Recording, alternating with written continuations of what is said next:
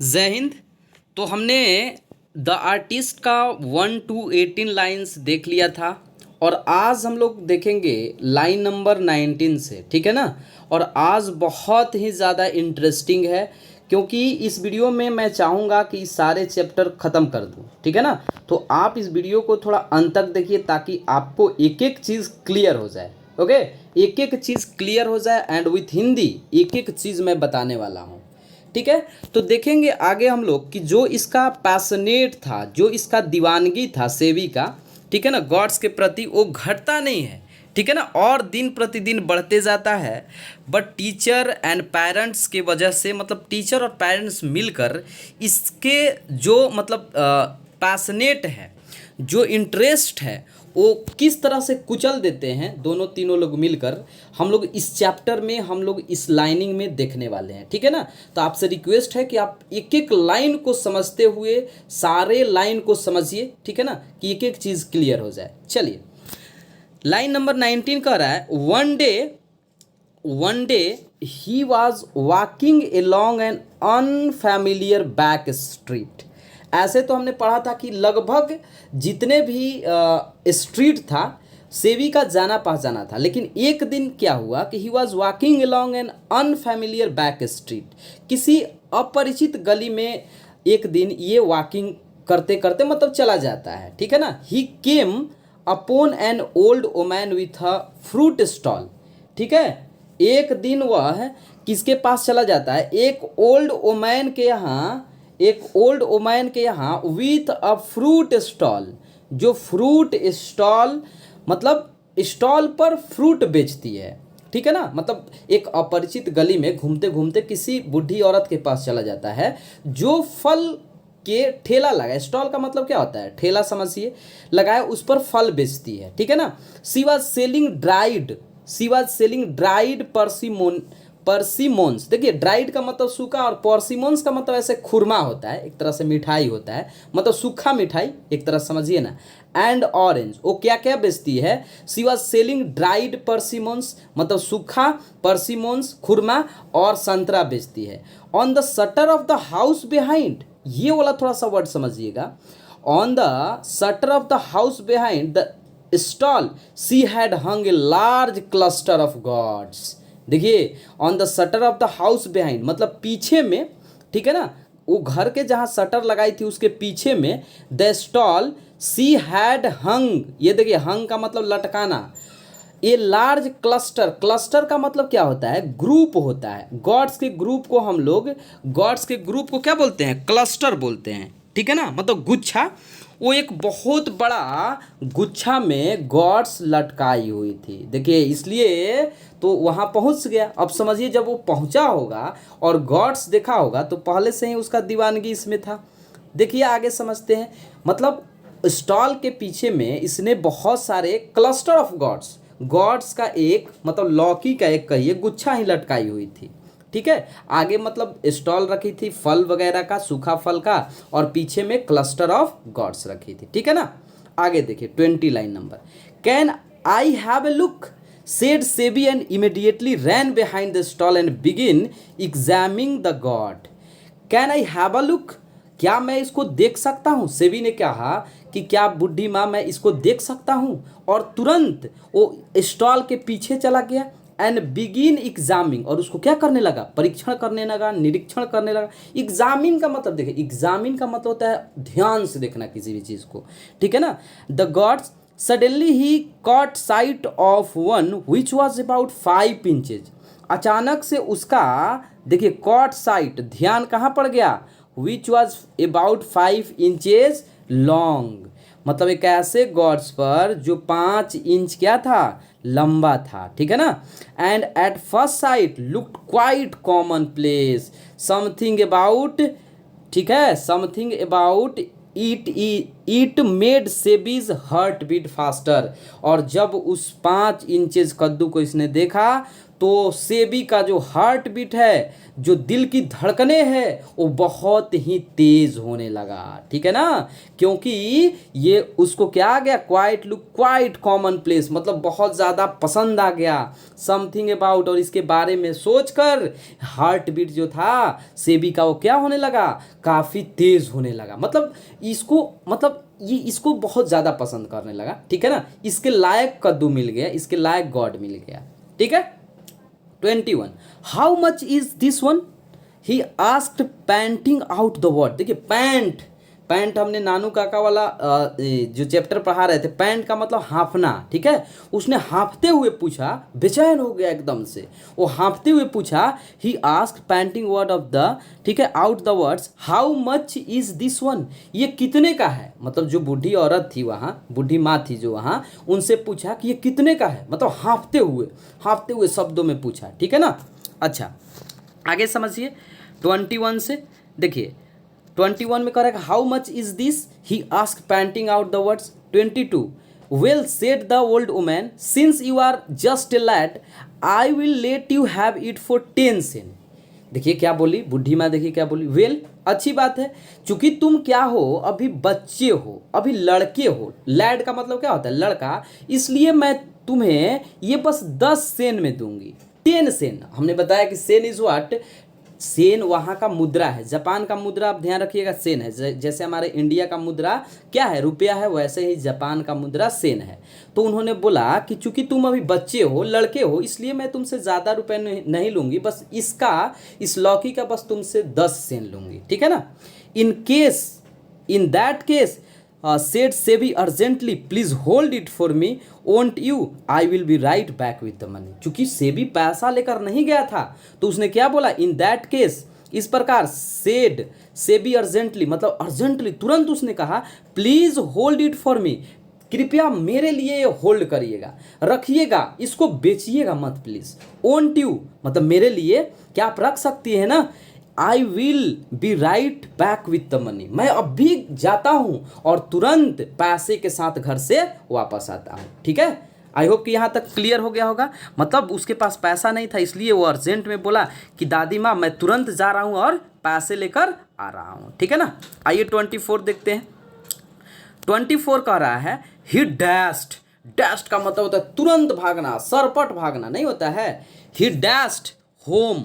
ठीक है, and in no time at all was back at the stall, मतलब बिना किसी समय गवाए, समझिए तुरंत एक तरह से गया और तुरंत आया। ठीक, कहाँ पर, स्टॉल पर। ही bought the god and took it home. एक क्वेश्चन यहाँ से बन सकता है कि उस कद्दू का दाम कितना था। ठीक है ना, तो आपको याद रखना है 10 सेंट। ठीक है ना।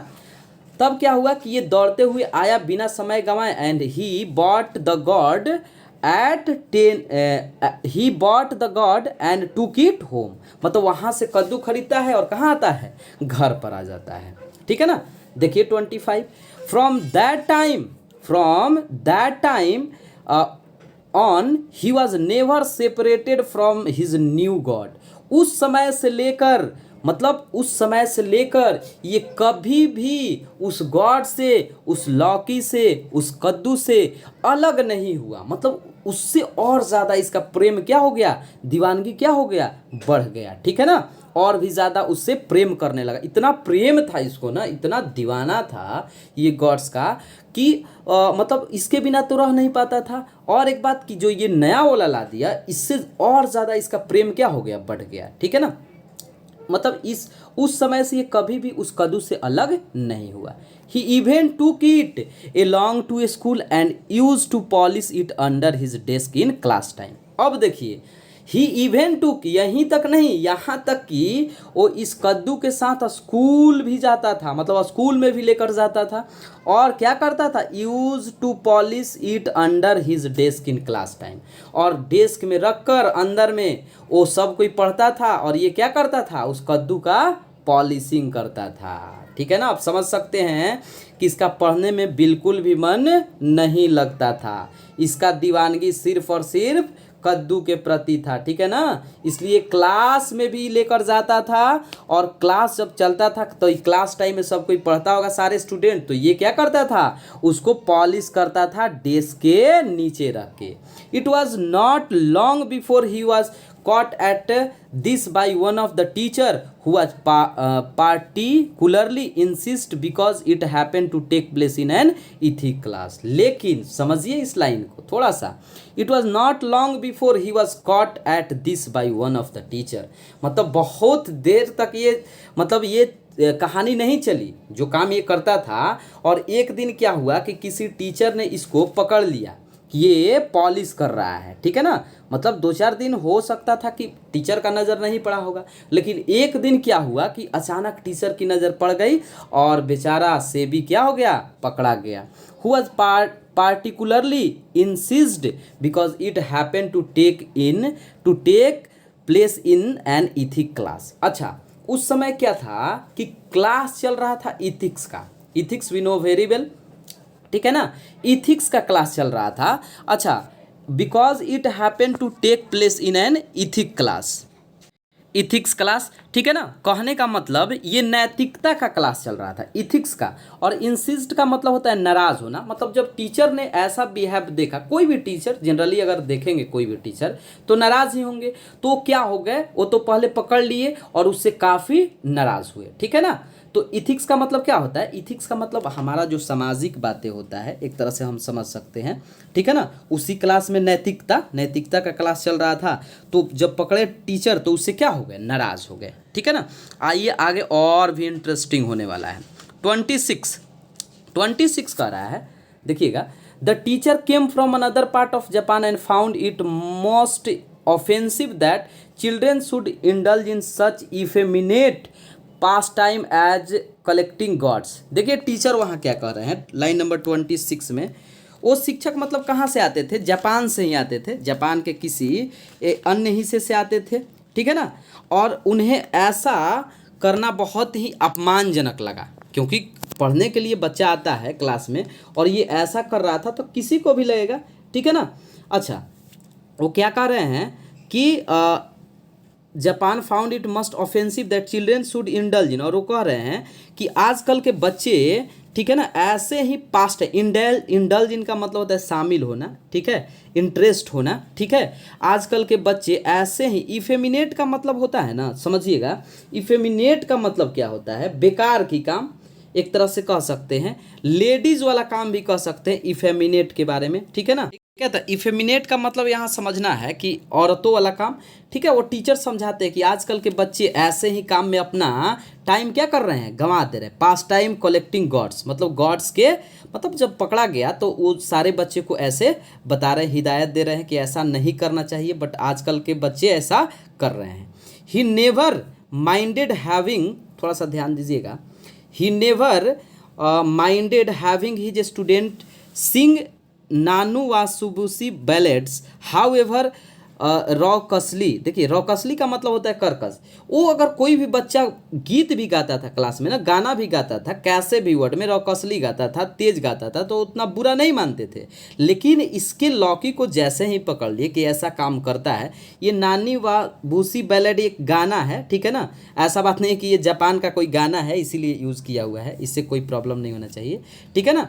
तो गाना भी गाता था स्टूडेंट, तो उनको कोई प्रॉब्लम नहीं था, लेकिन ये बिहेव देखकर वो काफ़ी नाराज हुए।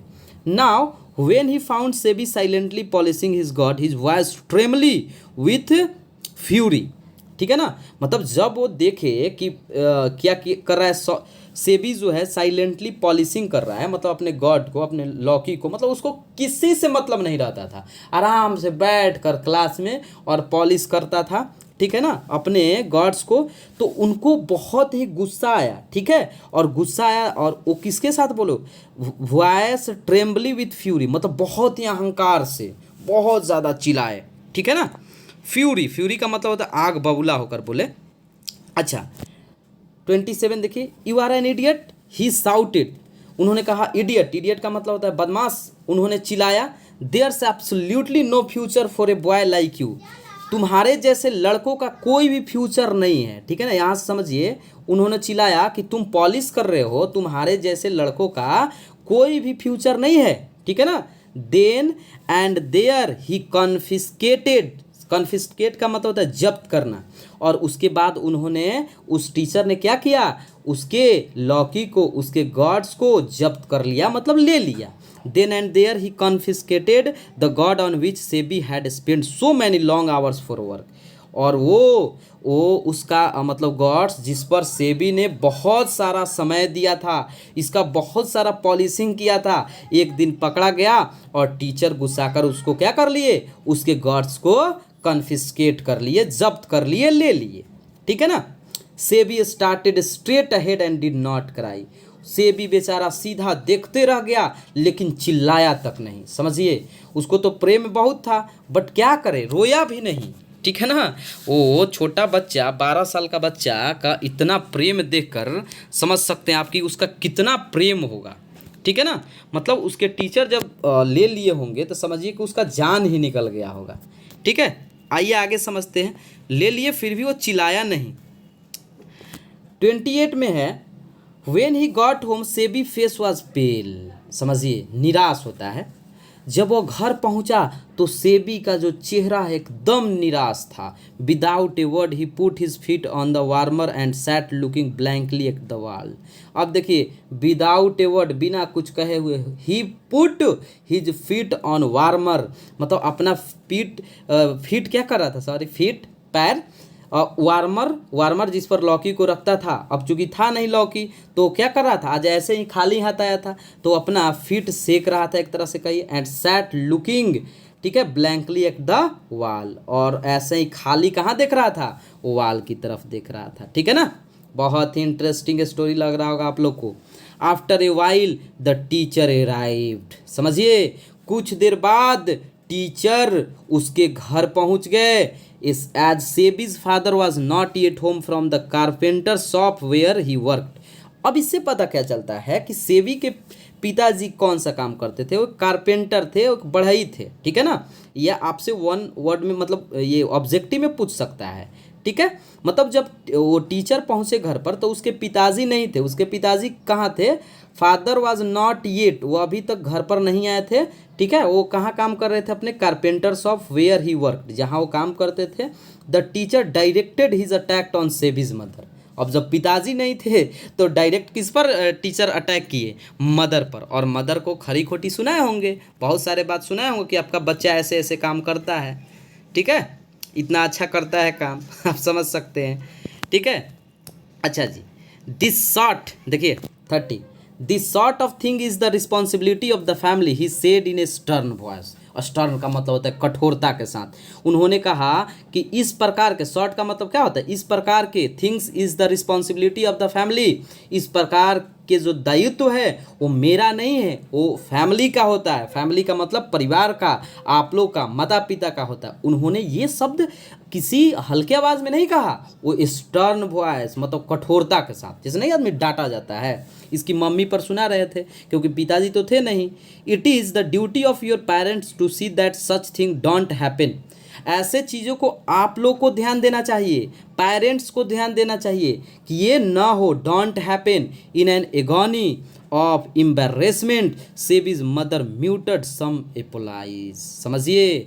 इन एगोनी, एगोनी का मतलब होता है दर्द, इस दर्द में एम्बैरेसमेंट, अपने आप को एम्बैरेसमेंट, मतलब एम्बैरेसमेंट का मतलब होता है एक तरह से समझिए कि अपने आप को घृणित महसूस करना, है ना, अपने आप को क्या करना, शर्मिंदगी महसूस करना, ठीक है ना। और म्यूटर जो लिखा हुआ है धीरे से कहना होता है, म्यूटर जो यहाँ लिखा हुआ है, सम एपोलाइज, एपोलॉजी, एपोलॉजी का मतलब होता है क्षमा मांगना। वो शर्मिंदगी के साथ वो टीचर से धीरे से क्या बोली, क्षमा मांगी होगी, ठीक है, क्योंकि बच्चा का उनका गलत है ना, इसलिए वो धीरे से बोली होंगी, ठीक है।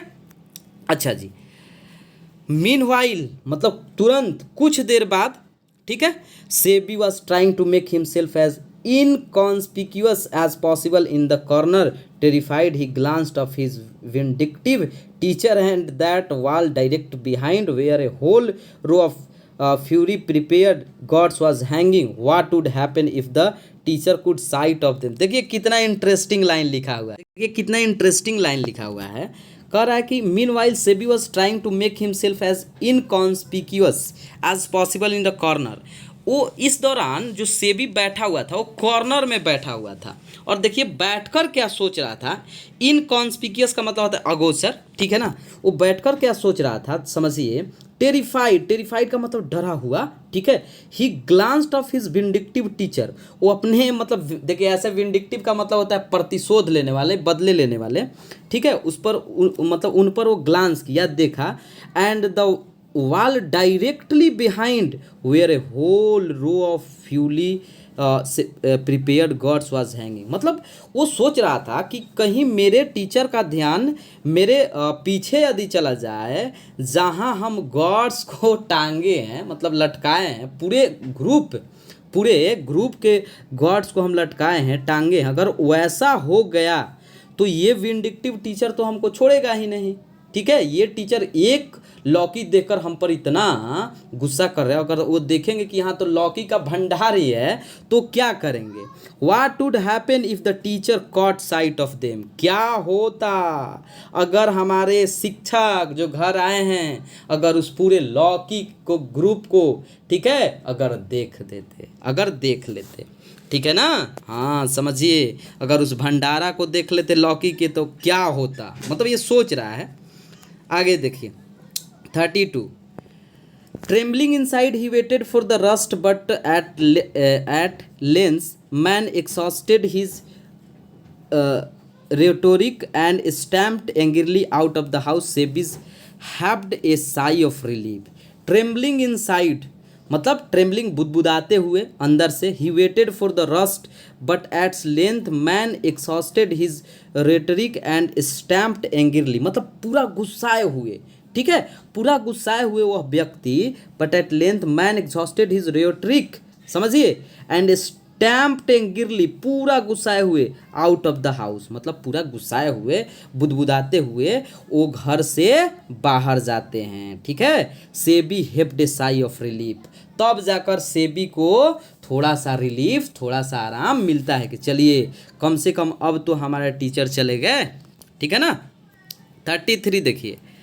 SEBI's mother was sobbing softly in a quarrelsome wail, ठीक है। She begin to scold him and in the midst of this Seibei's father return from his shop, समझिएगा। Seibei's mother was sobbing softly, sobbing का मतलब होता है भला बुरा कहना, थोड़ा बहुत गाली भी कह सकते हैं, देना, ठीक है। उसके बाद सेबी के मदर तो आप समझ ही रहे, कोई अगर टीचर शिकायत करेगा तो मम्मी और पापा क्या करेंगे, पूजा तो नहीं ना करेंगे, थोड़ा बहुत सुनाएंगे भला बुला, मतलब वही बुरा भला, ठीक है। और was sobbing softly in a quarrelsome wail, मतलब गाली देते हुए, ठीक है ना।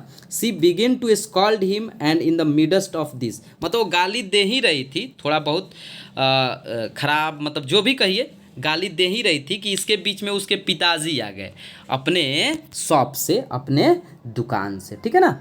As soon as he heard what had happened he grabbed his son by the collar and gave him a sound beating। देखिए क्या हुआ, जैसे ही बेचारी मम्मी बताई कि क्या हुआ है, जैसे ही वो सुने कि क्या हुआ, he grabbed his son, समझिए grabbed का मतलब क्या, grab का मतलब होता है लपकना, मतलब उसको एक तरह से कहिए he grabbed, ठीक है, his son by the collar, मतलब कॉलर का के लपक के ऐसा मारे ना उसको उसके पिताजी, बाय द कॉलर, कॉलर पकड़ के, and give him a sound beating, मतलब तेज मारे होंगे, इतना मारे होंगे कि पूरा तेज आवाज़ किया, ठीक है ना, कॉलर पकड़ के। You are no good, he bawled at him, मतलब वो पूरा उस पर क्या हो गए, बॉल्ड हो गए, पूरा उस पर घुसा के। कोई भी पिता अगर ऐसे व्यवहार करता है किसी का भी बच्चा तो ये तो स्वाभाविक सा बात है, ठीक है ना। कॉलर धर के पूरा एकदम थूर दिए उसको, एक तरह से समझिए। You are no good, he bawled at him, एकदम बेकार का लड़का है, ही बॉल्ड एट हिम, उस पर पूरा गुस्सा गए, ठीक है ना, पूरा उस पर मतलब बॉल दिखाने लगे, गुस्सा गए। बॉल का मतलब वही चिल्लाना, ठीक है ना। यहाँ देखिए सॉबिंग का मतलब जो दिया है, ये सॉबिंग का मतलब थोड़ा रोना भी होता है, बट वो भी हम समझ सकते हैं, ठीक है। उस पर एकदम बॉल चिल्लाए, कैसा लड़का है, बेकार का लड़का। You will never get anywhere in the world, तुम दुनिया में कोई भी स्थान प्राप्त नहीं कर सकते हो। जैसे माता पिता हम लोग के भी, ठीक है, जब गुस्साते हैं तो क्या कहते हैं, तुम नालायक है, ये है वो है, होता है ना। बस सिंपली इसको समझिए, अपने भाषा में समझिए, ज़्यादा बेहतर होगा। The way you are carrying on I have a good mind to throw you out into the street. जिस तरह से तुम रह रहे हो इससे अच्छा है कि मैं तुमको बाहर फेंक दूँ।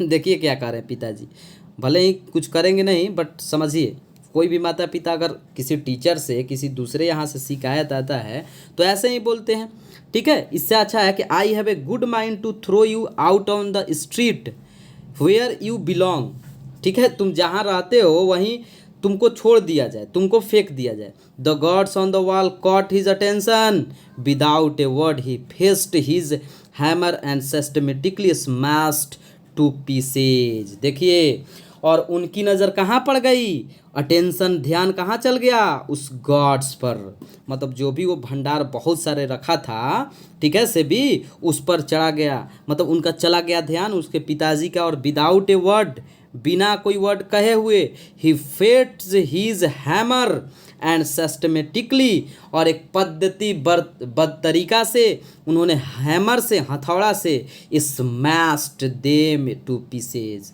टुकड़े टुकड़े कर दिए। बेचारा का जितना भी सपना था सब चूर चूर कर दिया। आप समझ सकते हैं कि कितना मेहनत से जुटाया था ये सारा गॉड्स, और उसको क्या कर दिए, टुकड़ा टुकड़ा कर दिए। समझ सकते हैं इसके पिताजी। To utter the other Seibei's turned pale but said nothing. बेचारा बहुत निराश था, लेकिन उस समय वो पिताजी के साथ, मतलब पिताजी के सामने कुछ बोल भी नहीं सकता था। अगर बोलता तो उसको और दो चार झाप लगता खींच के, ठीक है ना, क्योंकि पहले से ही कॉलर धर के पूरा धर के धुन दिए थे। Okay, smashed them to piece one after the other, मतलब एक एक करके। Sebi turned pale but said nothing. बेचारा निराश था, रो रहा होगा, लेकिन वो कुछ बोल भी तो नहीं सकता है ना, ठीक है ना, बोल भी तो नहीं सकता है। तो आई होप कि यहाँ तक एकदम क्लियर हो गया होगा, अच्छा से समझ में आ रहा होगा, ठीक है ना। चलिए लाइन नंबर 34 देखते हैं। The next day the teacher gave Seibei's confiscated god to an old potter. अब देखिए यहाँ से थोड़ा सा कहानी चेंज होता है। अगले दिन जो टीचर ने उससे मतलब गॉड्स को कन्फिस्केट किया था, जब्त किया था, वह उस गॉड को उसने किसे दे दिया, लॉकी को किसे दे दिया, पोटर को। पोटर मतलब वहीं काम करने वाला, स्कूल में काम करने वाला कहिए, ठीक है। Who worked in the school, देखिए आ गया बात ना, जो स्कूल में काम करता था। Here take this he said as if handing over some unclean, ठीक है, लो इसे तुम, ठीक है, उसे कह के दे दिए। अच्छा, ऑब्जेक्ट, अनक्लीन ऑब्जेक्ट कहते हैं, ये बेकार का वस्तु, ठीक है ना, ये बेकार का वस्तु तुम ही रखो, ठीक है। The potter took the god, समझिए, home with him and hung it on the wall of his small sooty room. समझिए, ये पॉटर देखिए क्या करता है, ये घर पर ले जाकर और उसको क्या करता है, टांग देता है। With him and hung it on the wall, दीवार पर टांग देता है, of his small sooty room, अपने छोटे कमरे में, ठीक है ना, अपने छोटे कमरे में, ठीक है। सूटी का मतलब ऐसे सांवला भी होता है, वहीं छोटे से कमरे में। अबाउट 2 months लेटर, 2 महीने बाद, the potter finding himself even more hard pressed for money than usual decided to take the god to a local curio shop to see if the could get a few copper for it. यहाँ से समझिए, अब एक दिन का बात है कि पॉटर को इतनी पैसे की ज़रूरत पड़ गई, finding himself even more hard pressed, मतलब बहुत ज़्यादा दबाव पड़ गया, ठीक है, बहुत ज़्यादा जरूरत पड़ गया, मनी देन यूजुअल, सामान्य से उसको ज़्यादा जरूरत पड़ गई। Decided to take the god to a local curio shop, वो क्यूरियो शॉप पर ले गया, ठीक है ना, उसको, ठीक है। अच्छा, to see if he could get a few copper for it, और इसके बदले उसने कॉपर मांगा। The curio dealers examine the god carefully, उसके बाद जो क्यूरियो शॉपर था, क्यूरियो डीलर था, किराना स्टोर वाला था, उसको देखा, ठीक है, द गॉड केयरफुली, ध्यानपूर्वक, then assuming an uninterested tone handed it back to the potter saying I might give you 5 yen for it. देखिए, उसको देखा, उसको लगा होगा कि ये अच्छा है, लेकिन उसने क्या कहा, आई might give you 5 yen for it, मतलब बस 5 रुपया में देना है तो दे दीजिए हमको, इससे हम ज़्यादा नहीं देंगे। किसने कहा, क्यूरियो डीलर ने कहा, हालांकि वो अच्छा था, ठीक है। तब यहाँ समझ सकते हैं अनइंटरेस्टेड टोन, ठीक है, मतलब उसको पसंद अंदर अंदर होगा, लेकिन वो देख रहा था कि ये मजबूरी में है, कभी कभी कोई भी चीज़ समझिए आदमी बिकता है मजबूरी में, तो दूसरा लेने वाला क्या करता है ना कि मजबूरी का सोचता है फ़ायदा उठा ले। अगर 50 रुपये में मांगता है तो नहीं बोलता आदमी कि 20 रुपये में देना है तो दीजिए, नहीं तो छोड़ दीजिए। वही बात है, I might give you 5 yen for it, मैं तुमको बस 5 yen दे सकता हूँ। The potter was stunted but being quite an astute old man replied coolly, I certainly would not part with it for that. The dealer immediately raised his offer to 10 yen, but the potter was still adamant. समझिएगा थोड़ा सा line number 36 समझिएगा, line को समझिएगा। स्टाउंडेड का मतलब होता है, देखिए समझिएगा, स्टाउंड का मतलब होता है हक्का बक्का। कहने का मतलब पोटर से जब मांगा कि इतना 5 सेन में दीजिए, तो ये पोटर भी एकदम हक्का बक्का रह गया। But being quite an astute, ठीक है, एस्ट्यूट का मतलब समझिएगा, एस्ट्यूट का मतलब होता है, देखिए एस्ट्यूट का मतलब होता है चतुर, ठीक है ना, एक एक वर्ड को समझना है। एस्ट्यूट का मतलब होता है चतुर, ठीक है। द पोटर वाज स्टन्ड, उसको हक्का बक्का रह गया कि ये सिर्फ 5 yen का है। But quite being an astute old man replied coolly, मतलब आसानी से ठंडा होकर कहा, I certainly would not part with it for that, ठीक है। The dealer immediately raised his offer, जब उसने कहा कि मैं आपको इतना में नहीं दे सकता, तो डीलर ने तुरंत रेज कर दिया, रेज्ड कर दिया, बढ़ा दिया, ठीक है। और कितना बोला, 10 yen, but the potter was still adamant, लेकिन इतना पर भी देने को तैयार नहीं था। समझ गए ना, एडमेंट अटल, अटल रहा, ठीक है। इन द एंड मतलब अंत में the curio dealer had to pay 50 yen for the God. यहाँ से आपका ऑब्जेक्टिव बनेगा, समझिए कि कितने में क्यूरियो डीलर ने उस गॉड को खरीदा जो इसका था, जो सेबी का गॉड था, ठीक है। तो 50 yen में, ठीक है। The Potter left the shop dilated at his luck, और वो पॉटर काफ़ी खुश होकर घर लौटा, क्योंकि 50 yen समझ सकते हैं, उसके लिए बहुत ज़्यादा था। स्कूल में काम करने वाला के लिए बहुत ज़्यादा, उसको इतना मंथली मिलता होगा और फ्री में ही इतना उसको मिला, इसलिए वो क्या हुआ, डिलाइटेड हुआ, खुश हुआ। It was not offend that the teacher gave once free gift equivalent to a year wages, हम तो महीना का बात कर रहे थे जी, ये 1 साल के आमदनी के बराबर, इक्विवेलेंट का मतलब होता है बराबर, 1 महीने के बराबर, 1 साल के बराबर उसने ये मतलब ये बेचकर प्राप्त किया। मतलब साल भर का उसका इनकम कितना होगा स्कूल में काम करने का, 50 yen होगा, इसीलिए वो ज़्यादा एक्साइटेड था, ज़्यादा खुश था, ठीक है।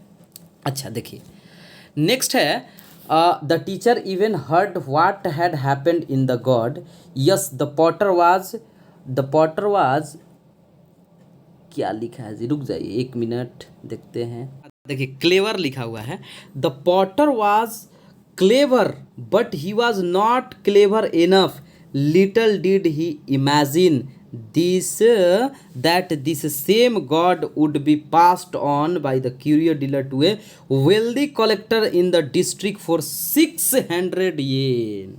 समझिएगा, ये अपने आप को सोचा क्या पोटर कि चलो हम तो बेच दिए इसको 50 yen में, ये 50 yen में बेचकर बहुत ज़्यादा खुश हुआ, समझिए। लेकिन उसको ये पता नहीं था कि ये इससे भी महंगा बिकेगा। और finally curio shopper, curio dealer ने वेल्थी कलेक्टर, मतलब जो कलेक्ट करने वाला होता है, एक जगह जुटाने वाला होता है, इस in the district for 600 yen, इसको फाइनली इस गॉड का कितना दाम मिला जी, 600 yen, समझिए। तो वो बेचा था क्यूरियो शॉप को कितना में जी, 50 yen में। अच्छा, और ये जो क्यूरियो डीलर है वो कलेक्टर को कितना में बेच दिया, 600 yen में। बहुत ज़्यादा इंपॉर्टेंट क्वेश्चन है, इस पर थोड़ा सा ध्यान दीजिएगा, ठीक है ना। चलिए, वो मतलब उतना में ही खुश हुआ। अच्छा ये बताइएगा, ये सोचिए, कोई भी व्यक्ति किसी वस्तु को घाटा लगा कर तो लेता नहीं है, उसको लगा होगा कि इतना हमारे लिए काफ़ी है, ठीक है, लेकिन वो लेकर 600 में बेच दिया, ठीक है। तो समझिए कि उसको कितना फ़ायदा हुआ होगा, ठीक। आइए अब देखते हैं लाइन नंबर 38 क्या कह रहा है, Seibei is now engrossed in his picture, he no longer feels any bitterness either towards the teacher और towards his father who smashed all the precious gods to pieces. समझिए, अब ये किस में बिजी हो गया, इनग्रॉस्ड इन हिज पिक्चर। अब ये तस्वीर बनाने में इनग्रॉस हो गया, बिजी हो गया, व्यस्त हो गया, पैशनेट हो गया एक तरह से कहिए।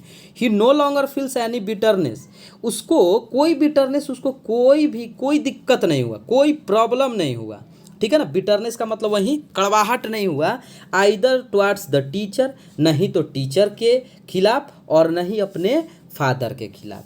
Who smashed all his previous gods, जिसने इसके सारे गॉड्स को तोड़ दिए थे, मतलब इसके पिताजी, वो पिताजी और टीचर से बिल्कुल भी नाराज़ नहीं था। ऐसा नहीं है कि नाराज, क्योंकि 12 साल का था। इससे पता चलता है कि ये दीवानगी था, लेकिन ये किसी से नाराज नहीं हुआ। Yet gradually his father has begin to scold him for painting picture. अब लीजिए, धीरे धीरे इसके पिताजी इसके पेंटिंग पर भी रोक लगाने लगे और उसके लिए भी ये डांटने लगे, ठीक है ना। फिर भी धीरे धीरे इसके पिताजी ने उसके चित्र बनाने के लिए भी डांटना शुरू कर दिया, यानी ये काम भी उनको अच्छा नहीं लगा। इस चैप्टर को पढ़ने से हमें क्या मिला कि जो बच्चा जिसमें इंटरेस्टेड रहता है उसको वही काम करने देना चाहिए। बट ये तो गॉड्स में था, ठीक है, ये तो एक कहानी है, बट हमको यदि जिस चीज़ में इंटरेस्ट है वही काम करने देना चाहिए, ठीक है ना। तो yet gradually his father has begin to scold him for painting picture, मतलब जब वो पिक्चर पेंटिंग में व्यस्त हो गया उसके लिए भी उसके पिताजी डांटने लगे। अब समझिए उसका लाइफ कहाँ गया होगा, ठीक है ना। चलिए, तो हम लोग का चैप्टर एंड हुआ, ठीक है ना। हम लोग का चैप्टर क्या हुआ, एंड हुआ। और आई होप कि आप सभी को बहुत अच्छा लगा होगा। आप कमेंट करके ज़रूर बताइए कि आपको ये चैप्टर कैसा लगा। चलिए, जय हिंद।